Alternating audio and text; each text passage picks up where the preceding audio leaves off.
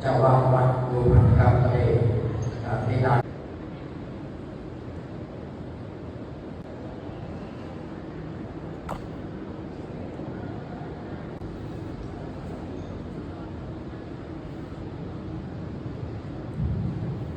ยาสิรานิยาจามาทุติยังเมมายังมันเตวิสุวิสุราคณาทายา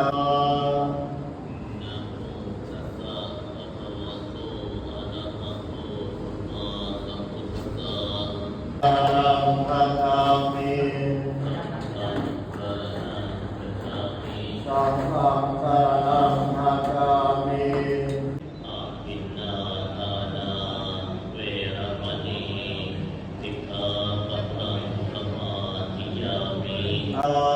เวรมณีสิกขาปะทังสมาธิยามิสิกขาปะทังสมาธิยามิย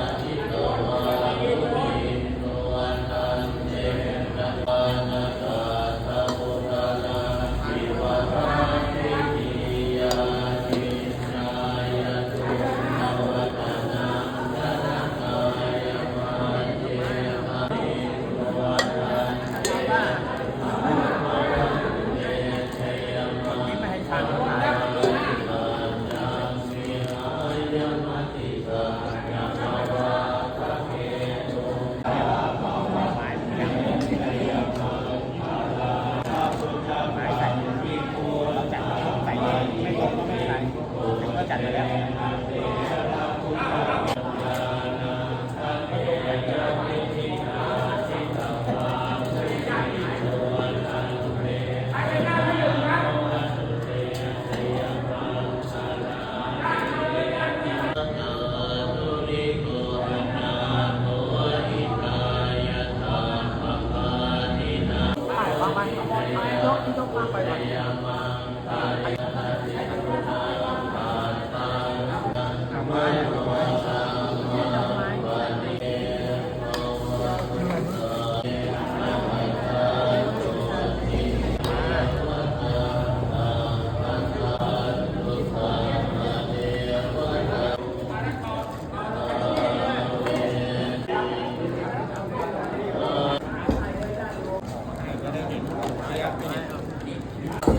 ใส่แก้มลงเปี้ยเอา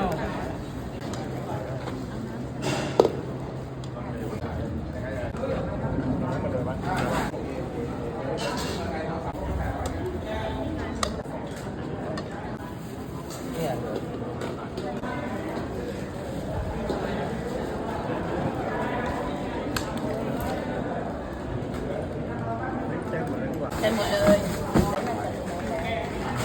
คุยเต็มหมดเลยโน่นอันนี้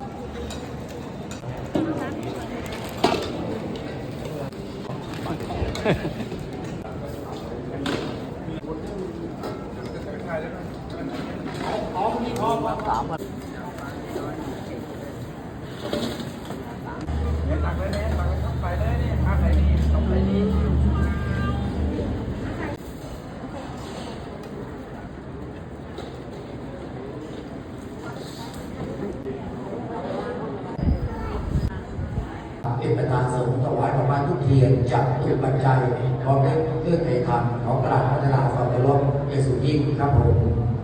พระพุทธพรรัมโจโตมณีธรรมโย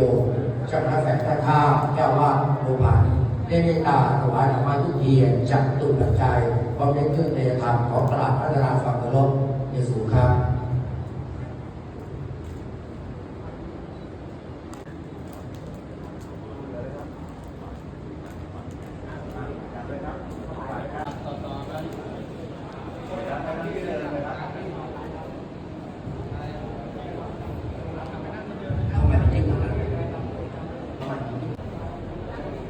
ผมไหนไม่ได้ ถ้า เดี๋ยว ถ ย วาย ก เสร็ มื จ อ แล้วกลับไปนั่งที่เดิมนะครับ เดี๋ยวพระพุทธเจ้าและเต้ารูปจะได้โฆษณาให้ก่อนนะครับ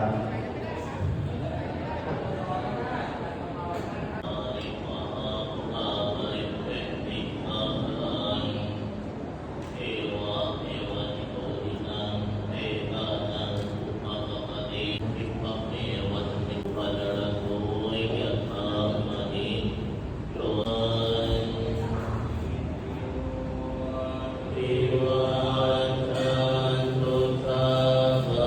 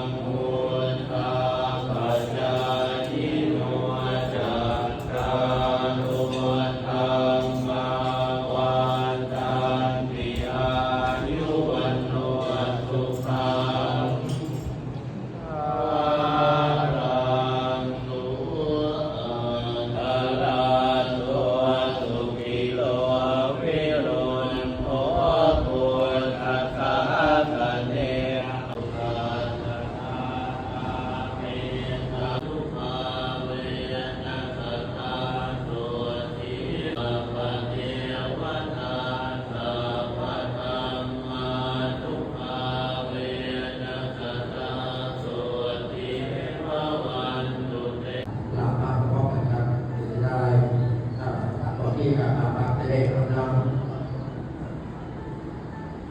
วะกะสังโฆสังฆังนามามิวันนี้เราจะฟังในหลักการที่ก่อนที่จะศึกษาระหว่างหลวงพ่อเอกได้ร่วมด้วยที่ผู้แทนปัจจุบันน้ำก็คือตามมาร่วมฉลองพระยุคใหม่นี้ครับ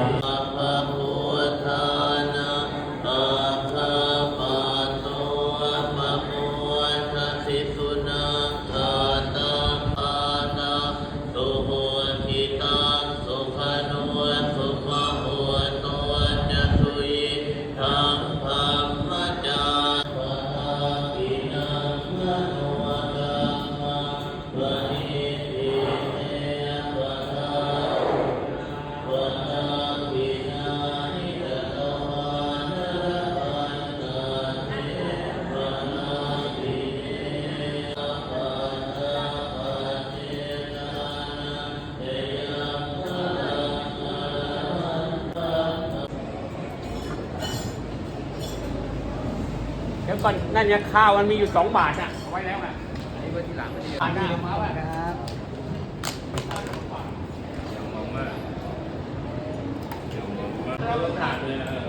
ไม่ชอบไหม รับประมาณ8รับประมาณเส้นมีที่ก่อนเลยข้าวเย็นมา6 กล่องมีเยอะ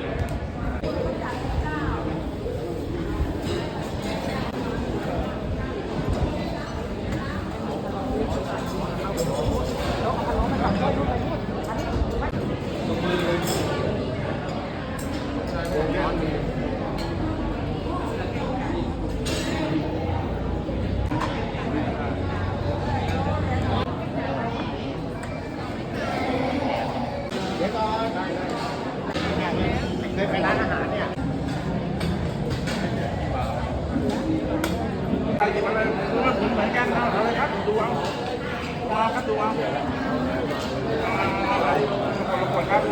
ช้อนหนึ่งนะช้อนเอาเลยผลน้ำมือนะครับของพี่น้อย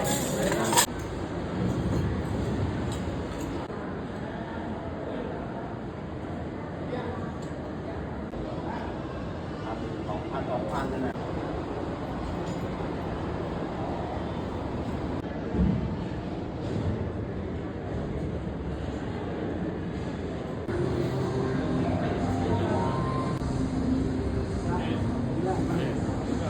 อันนี้คิว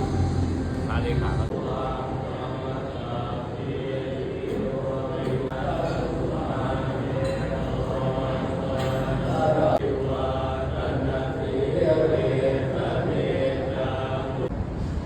ที่ปรึกษา